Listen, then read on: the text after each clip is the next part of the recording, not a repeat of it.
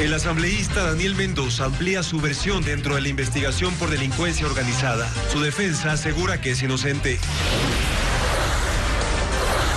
Cambian los cargos contra 17 detenidos en Guayas y Pichincha. Pasaron de asociación ilícita a delincuencia organizada.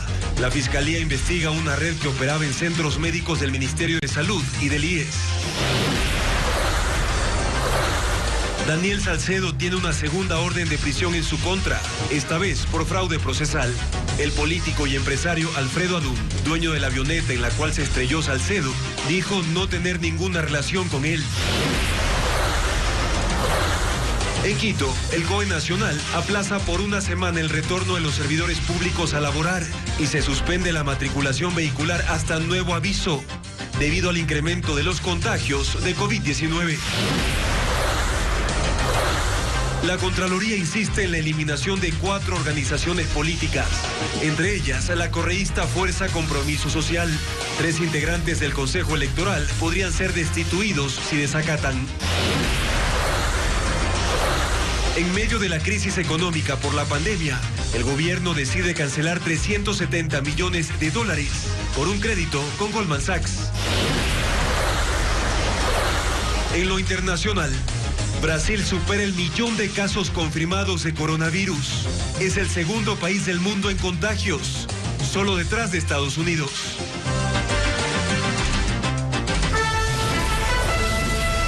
Las noticias en Televistazo con Juan Carlos Aisprúa.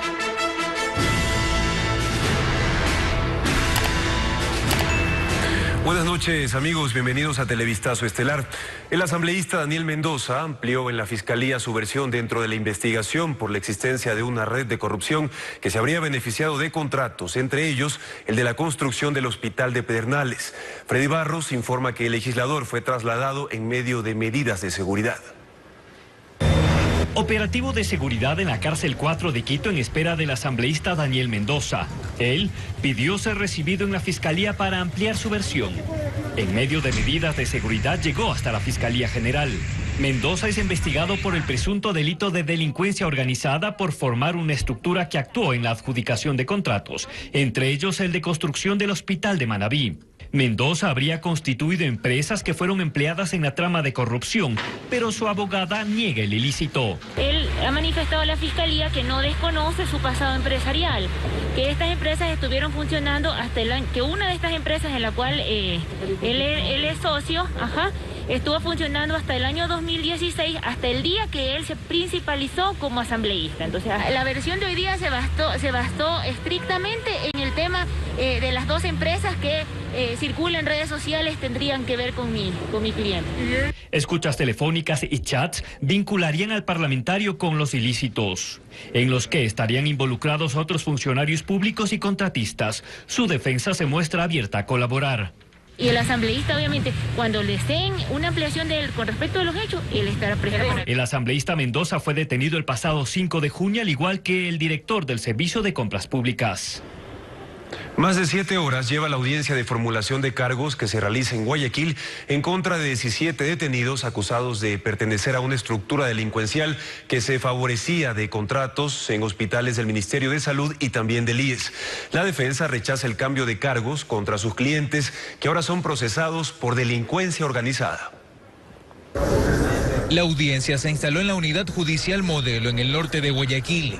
La Fiscalía acusaba de asociación ilícita a 17 personas detenidas, señaladas de integrar una presunta estructura delincuencial que se habrían favorecido de contratos en los hospitales públicos del país. Transcurrió cerca de 30 minutos y la diligencia se postergó. Y nos ha conectado una pantalla con un audio que no se escucha absolutamente nada. Han señalado que la audiencia se ha instalado, nosotros no sabemos, no escuchamos nada.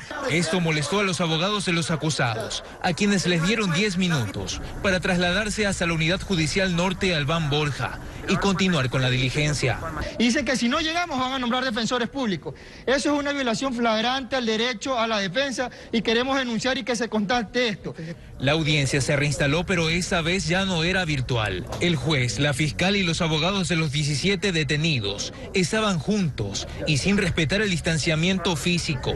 Ahí la fiscal Claudia Romero desistió de acusarlos por asociación ilícita y formuló cargos por delincuencia organizada. Bueno, la Fiscalía solicita audiencia de formulación de cargos por asociación ilícita y termina formulando cargos por delincuencia organizada, sin establecer cuáles son los elementos fácticos o cuáles son los elementos investigativos que la llevan a concluir en esta formulación. Hasta el cierre de este informe, la diligencia judicial continuaba y aún no había una resolución del juez.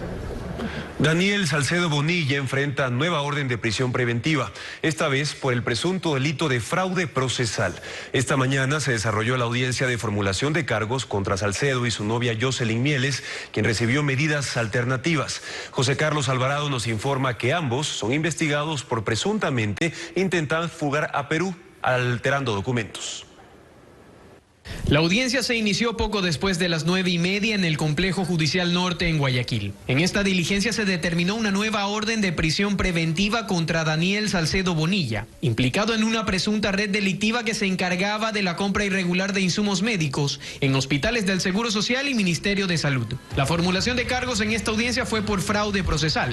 La representación particular de la Fiscalía en este caso argumentó sobre el posible uso de documentos alterados por parte de Salcedo cuando salió del país en una avioneta el pasado 8 de junio. En este caso, el señor Daniel Salcedo, conociendo que tenía una investigación por los actos de corrupción en los hospitales de IE, y contra él existía una orden de detención. Desde la defensa de Salcedo se recalcó el estado de salud del procesado, quien permanece en el Hospital Guayaquil en el área de terapia intensiva. Sabiendo públicamente dónde está, que todo el Ecuador sabe dónde está, en qué hospital, con 3 cordones de seguridad de policías para efectos de cualquier citación. Al complejo arribó Jocelyn Mieles, en compañía de sus padres y abogados Sinibaldo Cabarcas, quien además de cuestionar a la Fiscalía, también lo hizo con la decisión de la jueza en este caso. Conociendo la señora jueza de que Jocelyn vive en otra provincia, en otra ciudad, que estamos en estado de excepción, que es difícil la movilidad de provincia a provincia, se le hizo notar esto y ella insistió en aquello. Entre las medidas que recibirá Jocelyn Mieles está la utilización de un grillete electrónico, la prohibición de salida del país y también la presentación periódica una vez por semana en Guayaquil ante el fiscal que lleva la causa. La Fiscalía también solicitó asistencia penal a Perú para conocer más detalles del accidente de avioneta que involucra a ambos procesados en este caso. La tarde de este viernes, Alfredo Adún rindió su versión a la Fiscalía sobre el accidente de la avioneta de su propiedad y la presunta relación que tendría con Daniel Salcedo Bonilla. Adún negó otra vez algún vínculo con Salcedo y mencionó que quien facilitó el uso de la aeronave había sido su piloto. Alfredo Adún, el propietario de la avioneta accidentada el pasado 8 de junio en Tumbes, Perú, rindió su versión a la Fiscalía. El pasado martes 16 de junio el empresario fue retenido para investigaciones sobre este caso, en el que se involucra a Daniel Salcedo, uno de los principales implicados en la trama de corrupción en la compra de insumos médicos en hospitales públicos de Guayaquil. Sin embargo, ese día, Adún tuvo que ser llevado a un hospital por una descompensación en su salud. Hoy recalcó su posición, que no tiene relación con Salcedo Bonilla y que fue su piloto, quien ahora está desaparecido, el que organizaba todo lo relacionado con su aeronave. Franklin Lara es el que hace los planes de vuelo. Franklin Lara es el que saca la avioneta, levanta vuelo, habla con la torre de control, está grabado. Y Franklin Lara es el que desaparece con el avión. Adún menciona que se lo busca relacionar por ser amigo del expresidente Abdalá Bucaram Ortiz y con su hijo Dalo Bucaram, a quien se lo ha vinculado a Salcedo Bonilla. En este llamado a la Fiscalía, Alfredo Adún también manifestó que presentó documentación sobre Franklin Lara y la constitución de una supuesta compañía de aviación por su expiloto. Lara, con el fallecido Alfredo Espinosa y con un tal Ignacio Camacho, han formado una compañía CAF, operadora de vuelos internacionales, para hacer vuelos internacionales. Estos muchachos que no tienen una cometa. Adún detalló que la Fiscalía no tomó en cuenta esta información y que por ahora no ha recibido otro llamado para colaborar con las autoridades que investigan este caso. Un juez de La Tacunga negó la solicitud de traslado a Quito para el ex vicepresidente de la República, Jorge Glass, quien deberá permanecer en la cárcel de esa localidad cumpliendo una sentencia de 6 años por el delito de asociación ilícita. Nuestro corresponsal Patricio Viera siguió la diligencia. El juez de la Unidad Judicial de Violencia Intrafamiliar de La Tacunga, Walter Chicaiza, negó la solicitud de traslado del ex vicepresidente de la República, Jorge Glass, del Centro de Rehabilitación de Cotopaxi a la Cárcel 4 de Quito. La decisión la tomó tras conocer un informe emitido por la comisión que fue conformada para analizar el pedido, y la noticia la dio a conocer Manuel Cayancela, abogado de la Cárcel de Cotopaxi, quien estuvo en la audiencia. El señor juez ha resuelto conforme a derecho, indicando que no existe vulneración de derechos. Vamos. ¿Permanece Glass dentro de la cárcel? Así es, sí. La resolución fue rechazada por Harrison Salcedo, abogado de Jorge Glass. Están jugando con la vida y con la integridad de Jorge Glass al exponerlo a la crisis carcelaria en la que hay amotinamientos todos los días, muertos todos los días y más contagiados de COVID. Sin embargo, el abogado Manuel Cayancela menciona que los derechos del ex vicepresidente están garantizados. Formado una comisión para observar y todos los derechos de la persona privada de libertad están plenamente garantizados. El ex vicepresidente Jorge Glass está detenido en la cárcel de Cotopaxi, cumpliendo una condena de 6 años por asociación ilícita en el caso Sobornos. En Quito, los trabajadores del sector público continuarán en teletrabajo hasta el 28 de junio. Así lo anunció el COE Nacional tras acoger 2 de los 4 planteamientos sugeridos por el alcalde Jorge Yunda. La decisión se tomó a partir del repunte de contagios de COVID-19 que ya se registra en la capital. Emilia Endara con el informe. Quito vive un repunte de contagios de COVID-19, por lo que este jueves el alcalde Jorge Yunda solicitó al COE Nacional establecer la ley seca en la capital, ampliar el horario del toque de queda, aplazar el trabajo presencial en el sector público y postergar el transporte interprovincial. Estos últimos 2 planteamientos fueron aprobados. Se va a mantener la suspensión durante la próxima semana y luego ya definir el regreso escalonado de todos los servidores públicos en la capital. Los trabajadores del sector público en Quito continuarán en el teletrabajo hasta el 28 de junio y las labores presenciales se retomarán el 29 de este mes. Sin embargo, el Comité de Operaciones de Emergencia Nacional no dio paso a la provisión del expendio de bebidas alcohólicas y de ampliar el horario de toque de queda. Los otros temas propuestos por el COE Cantonal de Quito no se les da paso porque de alguna manera implican cambios que no son los más convenientes incluso para mitigar la pandemia. El número de horas, por ejemplo, de actividades con el toque de queda. El transporte interprovincial en Quito sigue suspendido hasta el 1 de julio y no habrá cambios del semáforo sanitario. La capital continúa en amarillo. En el resto del país tampoco habrá modificaciones en el color del semáforo. En otras ciudades de Pichincha también se registra un incremento de contagios de coronavirus. Uno de los cantones afectados es Mejía, en el sur de la provincia. Andrés Moposita viajó hasta la ciudad de Machachi y nos muestra el panorama. Ahora son sus familiares o sus amigos los contagiados de COVID-19. La muerte acecha las calles de Machachi y el dolor se siente, pues la enfermedad se acerca cada vez más. Ha habido pérdidas tan dolorosas en esta última semana que han causado mucho dolor en familias de aquí. Ha hecho que un remesón con la gente, o sea, que a lo mejor tomen conciencia en algo y ya no salgan a la calle como a un principio. Esta es la sala de espera de triaje respiratorio del Hospital Básico de Machachi. 8 personas han fallecido por COVID-19 en esta casa de salud. Y se espera el resultado de las pruebas de 4 cadáveres más. Según el COE Nacional, son 189 los contagios confirmados de coronavirus en este cantón del sur de Pichincha. El director del hospital de Machachi manifiesta que hay días en que las camas que disponen no son suficientes para los pacientes que llegan con síntomas respiratorios. Es que la severidad en los casos que se presentaron y se están presentando en estos días, pues han aumentado. La severidad de los pacientes, pues antes era teníamos pacientes hospitalizados en estadiaje de leve a moderado. Sin embargo, lo estamos ahora ya viendo estas semanas, pues en moderado a grave. 40% en esta semana que ha arrancado desde el cambio de semáforo del 8 de junio. Pese a que el cantón está en semáforo en amarillo, varios locales comerciales empiezan a cerrar por miedo a los contagios. Otros toman precauciones para atender a los clientes. Estamos atendiendo solo domicilios o para llevar. No tenemos el ingreso de personas aquí al local. Y la impotencia de las familias de no poder acercarse viendo a sus muertos y no poder acercarse y lo que les queda es llorar a lo lejos, ¿no? Ahora se protegen más, se cuidan entre sí pues no quieren que el panorama siga empeorando y sus vidas estén en riesgo. Mientras tanto, Brasil llega ya al 1.000.000 de casos de coronavirus. Es el segundo país del mundo con más contagios y a pesar de ello continúa su proceso de reapertura. La red hospitalaria, sobre todo en zonas rurales y en la Amazonía, está colapsada mientras que los nuevos infectados ya se cuentan por miles. A mitad de semana, Brasil registró un nuevo récord de contagios, 35.000 en un solo día. La tendencia se ha mantenido y un consorcio integrado por los principales medios de comunicación, que recoge datos de las secretarías regionales de salud, indica que a primera hora de esta tarde habían llegado a 1.009.000 infectados. Los estados de Río de Janeiro y Sao Paulo concentran la mayor cantidad de casos, que además, según el Instituto de Biociencias, sería mucho menor a la cifra real, dado que no se hacen pruebas suficientes. El estimado es que el número de exámenes es 20 veces menor al necesario.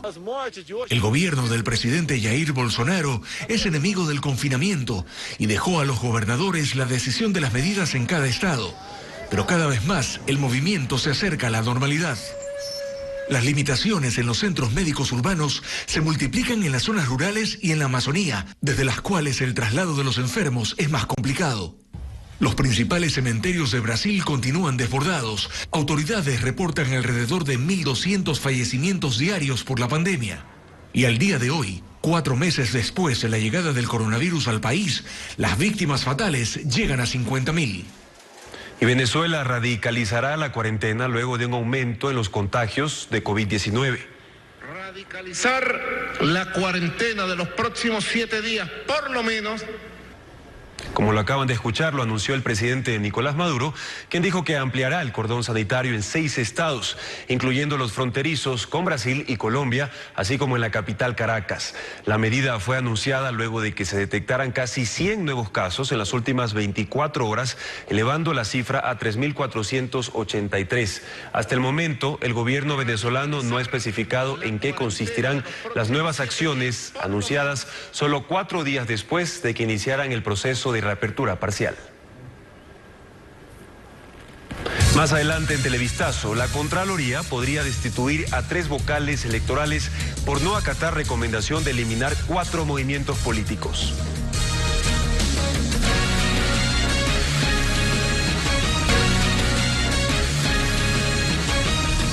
Tres vocales del CNE podrían ser destituidos por la Contraloría General del Estado debido a que no tomaron en cuenta las recomendaciones del organismo de control que dispuso que se eliminen 4 movimientos políticos, incluido al que agrupa al correísmo. Francisco Garcés nos cuenta más. El contralor Pablo Celi emitió el informe final sobre la auditoría al sistema informático del CNE y determinó que el organismo electoral incumplió sus disposiciones.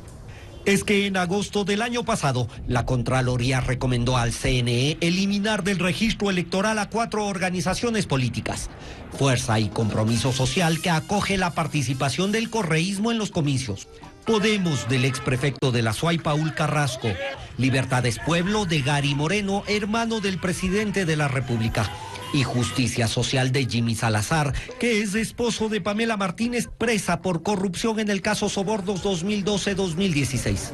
Para su inscripción, las organizaciones presentaron firmas duplicadas, cédulas inexistentes, firmas de ciudadanos fallecidos, entre otras. Sin embargo, el CNE lo permitió y pese a la orden de la Contraloría, tampoco revisó su decisión. Por eso los vocales de mayoría Diana Tamaint, Estela Acero y José Cabrera, quienes votaron a favor de los movimientos políticos cuestionados, podrían ser destituidos. Que con su voto han posibilitado resoluciones para que los movimientos continúen inscritos, incumpliendo requisitos constitucionales y legales. El vocal del CNE, Luis Verde Soto, cree que este es otro tema que pone más dudas sobre la actuación de la mayoría del Consejo. No se puede simplemente desacatar normas y sin embargo permanecer campante aduciendo interpretaciones que pueden ser antojadizas, que pueden ser desviadas, que pueden ser distintas. Todo esto mientras Vanessa Freire, presidenta de Fuerza y Compromiso Social, indicó que tras la resolución de la Contraloría hay un interés político. Eliminar nuestra participación democrática en elecciones del 2021. Nos están quitando nuestro derecho de participación. Vamos a presentar todas las acciones legales pertinentes para rechazar este golpe a la democracia. Una vez emitido el informe final, la Contraloría lo notificará al CNE y en los próximos días emitirá las responsabilidades y sanciones correspondientes.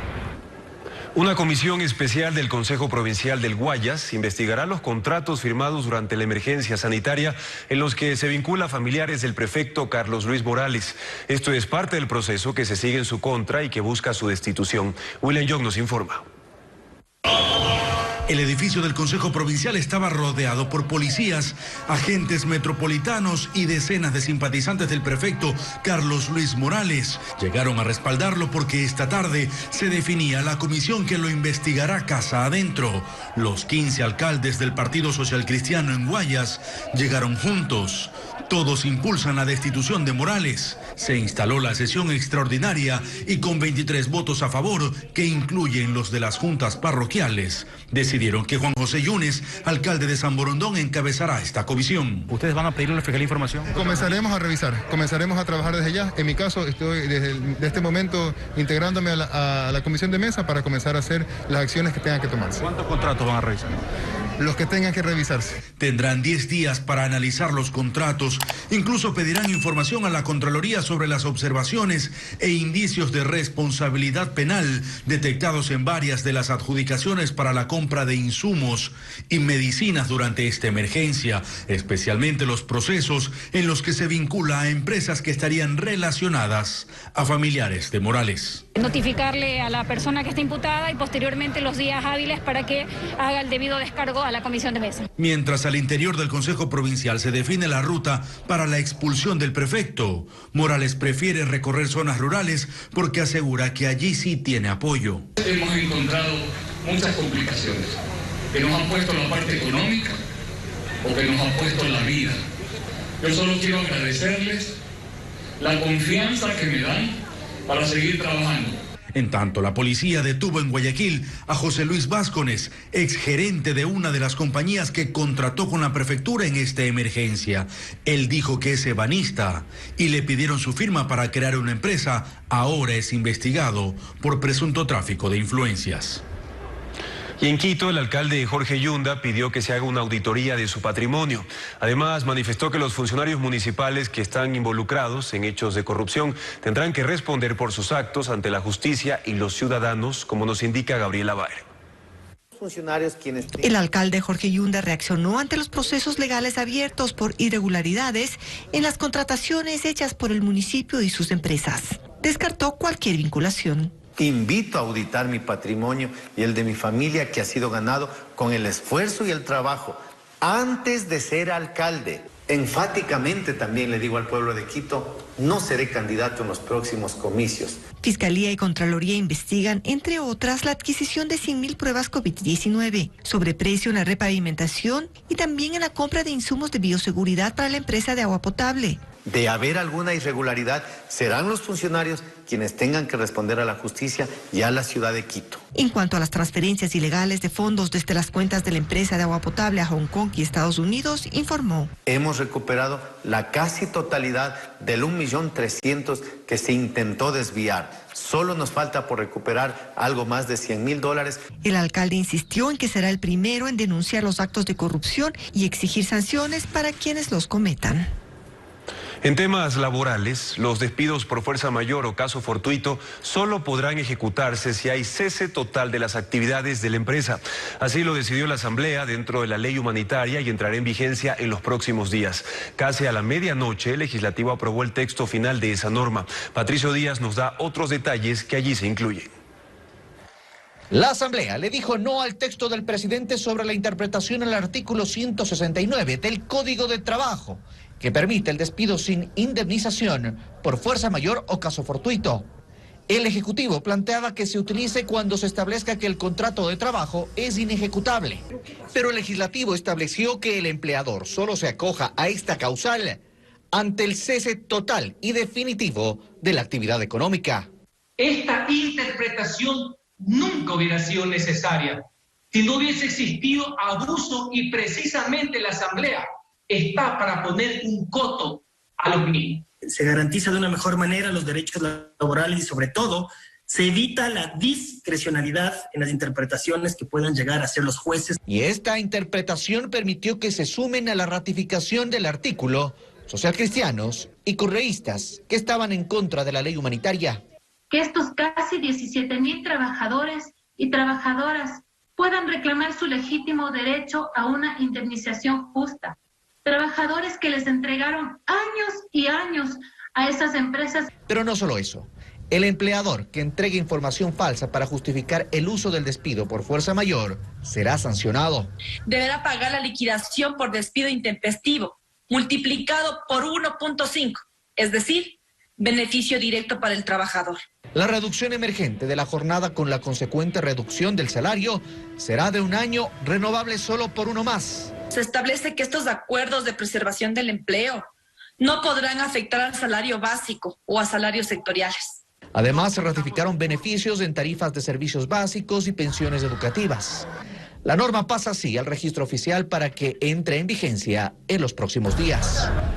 La Agencia de Control Minero ejecutó el primer traslado de material mineralizado que fue decomisado en la parroquia La Merced de Buenos Aires, en Urcuquí, provincia de Imbabura. Es una zona que ha tenido un caso grave de explotación minera ilegal, pues miles de personas habían llegado para extraer los recursos en ese sitio. Son 900 los bultos retirados por miembros del Cuerpo de Ingenieros del Ejército, quienes están custodiados por agentes de seguridad en esta zona de difícil acceso. Todo el material sería recogido en 60 días y luego será procesado y comercializado por la empresa nacional minera.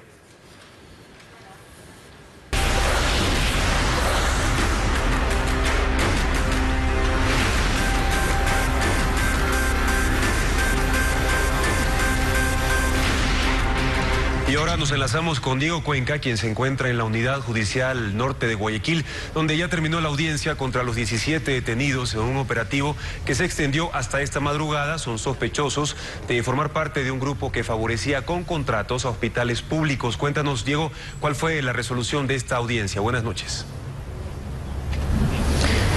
Efectivamente, Juan Carlos, buenas noches y amigos televidentes. Hace pocos minutos culminó la audiencia de formulación de cargos contra 17 detenidos en los 48 allanamientos que realizó la Fuerza de Tarea de la Fiscalía junto con la policía. Aquí el juez de garantías penales decidió dictar prisión preventiva contra 13 personas y las otras recibieron medidas alternativas a la prisión preventiva.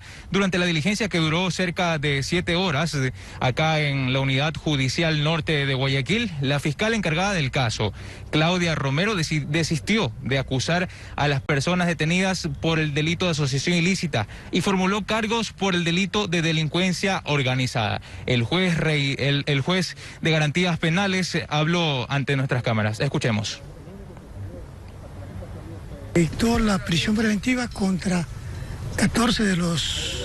contra 13 personas que pidió la Fiscalía la prisión preventiva, y se dio medidas alternativas que pidió la prisión preventiva contra otros 4. ¿Por qué delito? Por el delito de delincuencia organizada. ¿Se cambió la figura? Porque aparentemente iba a ser por asociación ilícita. Por esa figura que le dije, la Fiscalía formuló cargos. Ya, ahora...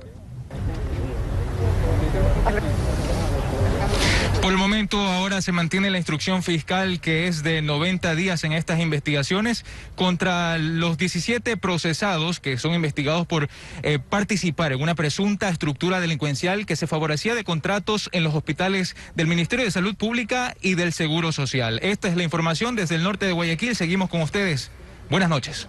Gracias, Diego, por esa actualización. Seguiremos atentos al desarrollo de este caso y ahora hablemos de economía. Para el asesor gubernamental Manuel González, la renegociación de la deuda pasa necesariamente por una actualización del acuerdo con el Fondo Monetario Internacional. González considera que en Ecuador se deben tomar medidas duras que permitan proteger a la dolarización como sistema monetario. Manuel González es uno de los integrantes de la Comisión de Asesores del Gobierno para la renegociación de la deuda. Él es miembro de la Federal Reserve de Estados Unidos y cuenta que eso solo será posible si antes se renegocia el acuerdo con el Fondo Monetario Internacional. El Fondo Monetario Internacional logra dar ese dinero por un acuerdo con él, los tenedores nos van a decir, alarguemos plazos, reduzcamos tasas, financiemos de mejor forma al Ecuador o refinanciemos de mejor forma al Ecuador sin problema. Pero el tema es si es que logramos ese acuerdo con el fondo que nos permita contar con recursos frescos en los años venideros, este año y los años venideros. González a título personal ha planteado opciones para corregir el déficit fiscal y sus propuestas no han caído muy bien que digamos. Un impuesto al patrimonio de los que más tienen y una cosa más que ha levantado más polémica todavía: incrementar el IVA del 12 al 14%. Yo sacaba números alrededor de, si una familia ganaba $1.000 mensuales, se podía reducir el consumo en alrededor de 6 a 10 dólares mensuales. Ese era el impacto que tenía 2 puntos adicionales del IVA.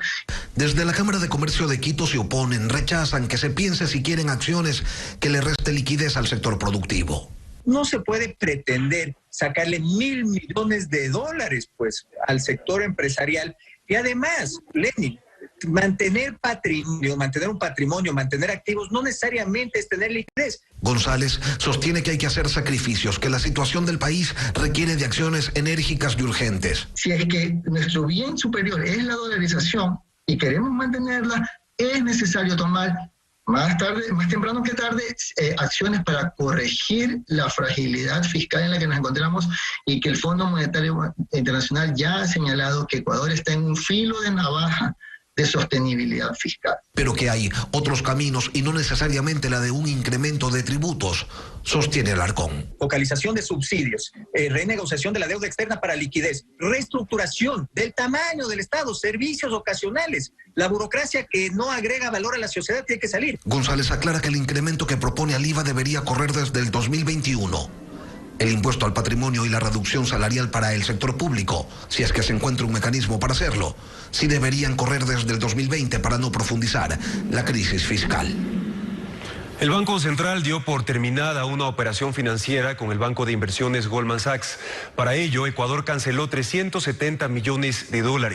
Según las autoridades, con ese desembolso se logró el retorno del oro que fue entregado como garantía y también 600 millones en bonos soberanos. Ecuador, al igual que Argentina, continúa en el proceso de renegociación de su deuda externa. El Banco Central canceló este viernes $370 millones al banco de inversión Goldman Sachs, lo que permitió el retorno de 300.000 onzas de oro, que equivalen a $500 millones, y más de 600 millones en bonos soberanos que habían sido comprometidos en octubre de 2017 con ese organismo. Que lo que han ocasionado financieramente al país son pérdidas, hay que decir las cosas como son. No se dice no pagar deuda, sino simplemente reprogramarla, hacer un acuerdo financiero, una estructura financiera de más plazo y que implique periodo de gracia. Cancelar las operaciones financieras con Goldman Sachs, según las autoridades, fue posible por la renegociación de la deuda externa que ha iniciado Ecuador. Y esto se refiere básicamente, son los términos de plazo, periodo de gracia, quita de intereses también, o sea, se puede renegociar este tema. En este momento los ojos están puestos para ver qué hace Argentina y cómo Ecuador mejora esa negociación que haga Argentina. Y es que precisamente, al igual que Ecuador, otro país que está en proceso de renegociación de su deuda es Argentina. En la actualidad, los compromisos financieros de este país sudamericano suman más de $320.000 millones, casi el 90% de su Producto Interno Bruto. De esa cantidad, 66.000 millones están siendo reestructurados, luego de que el gobierno de Alberto Fernández decidió declarar un default selectivo y dejar de pagar. Cosa que no hizo Ecuador. Incluso ha pedido inicialmente un periodo de gracia de 3 años, es decir, durante 3 años no pagar nada. Eso ya los acreedores lo han rechazado y le han dicho al gobierno 2 años como máximo o un poquito más de 1 año, no pagar ni capital ni intereses en el próximo año y medio o 2 años. Además, ambos países tienen un acuerdo financiero con el Fondo Monetario Internacional. Ecuador lo firmó en 2019 por $4.200 millones, mientras que el de Argentina, suscrito en 2018, fue por $57.000 millones. Estos compromisos también están siendo reestructurados. Y ese es el camino que ha elegido la Argentina. Y si lo llega a implementar va a tener un alivio significativo, con mucho costo, con mucho nerviosismo, con riesgo cambiario. Ecuador y Argentina, 2 economías enfermas en Latinoamérica que empeoraron su salud por el alto endeudamiento y la pandemia.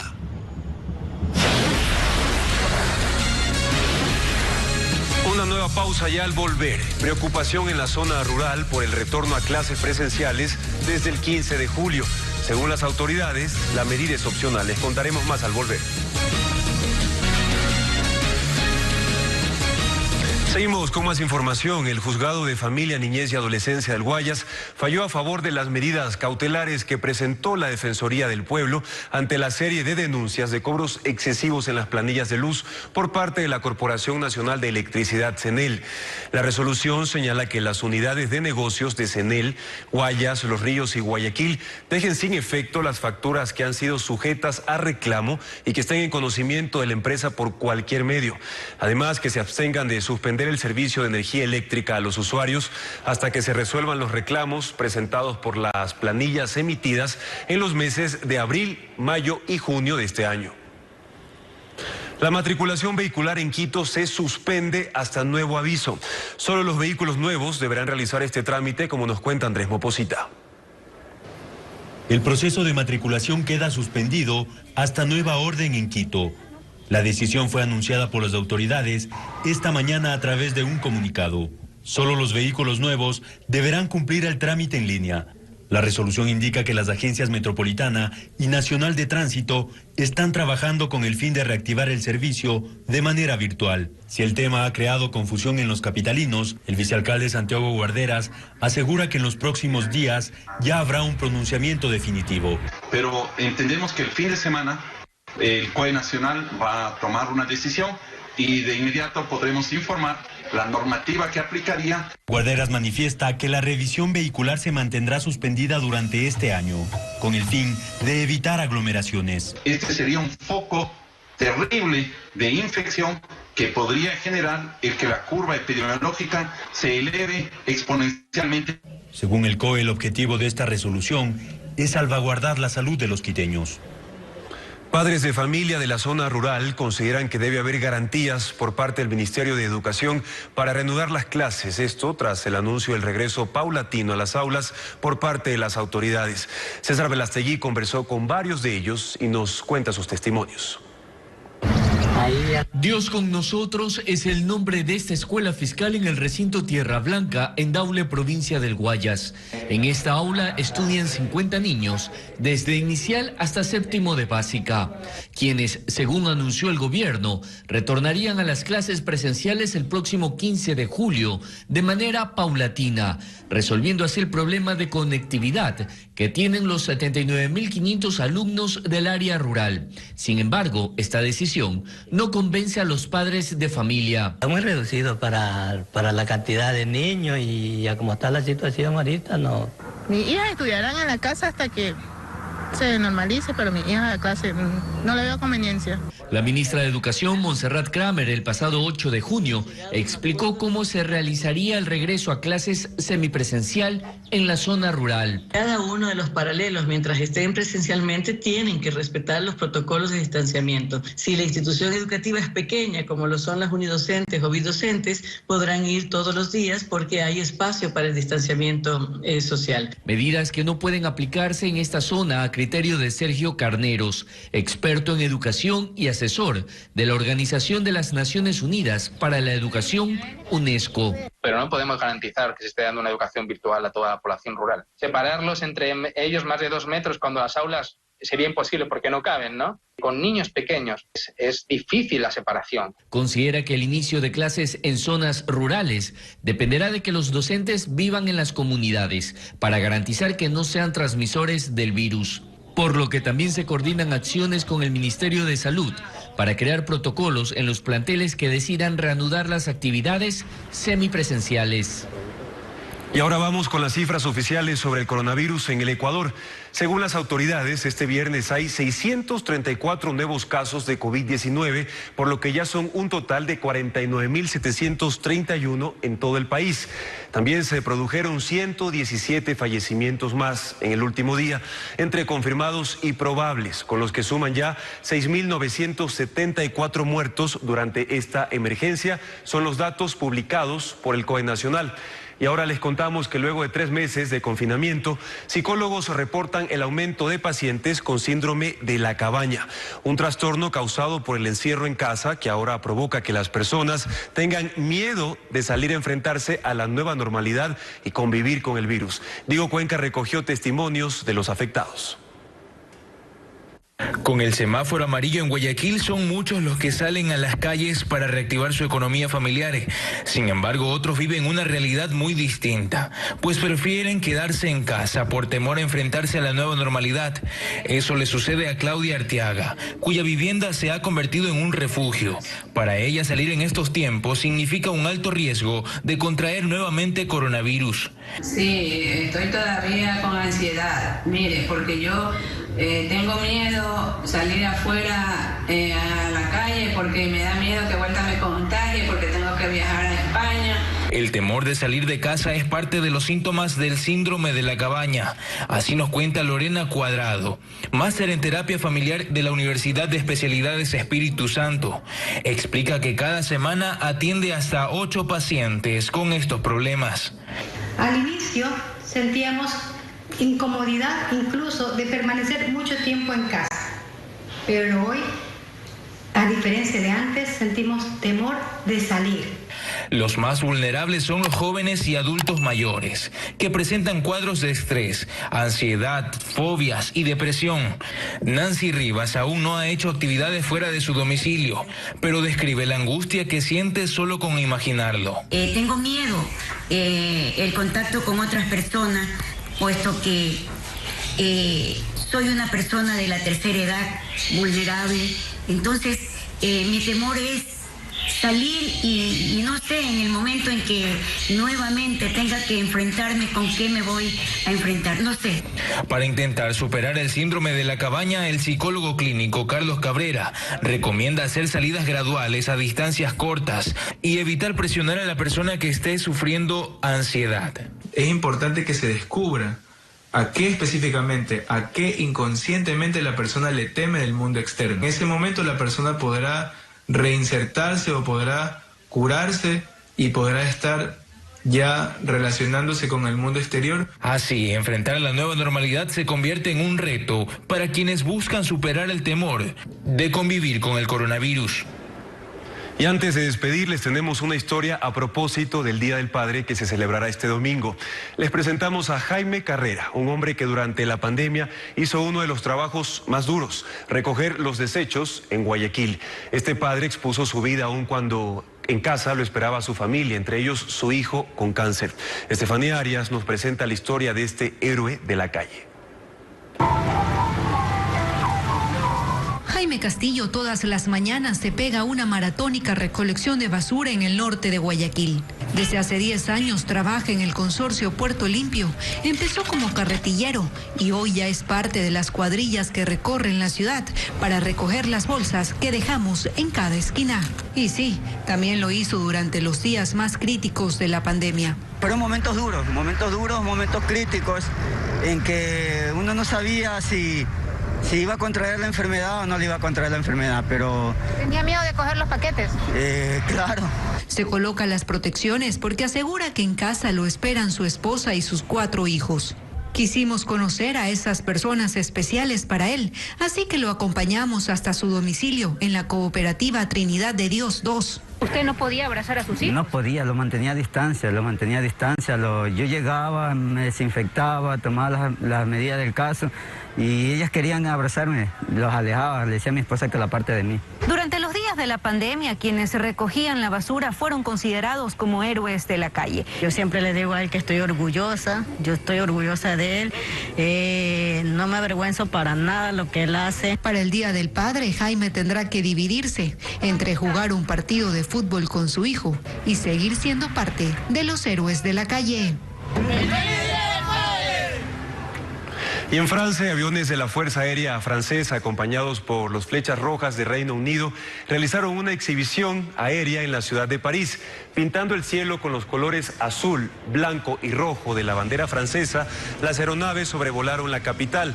El espectáculo aéreo fue en homenaje al 80º aniversario del llamado Charles de Gaulle a luchar por una Francia ante la invasión nazi en la Segunda Guerra Mundial.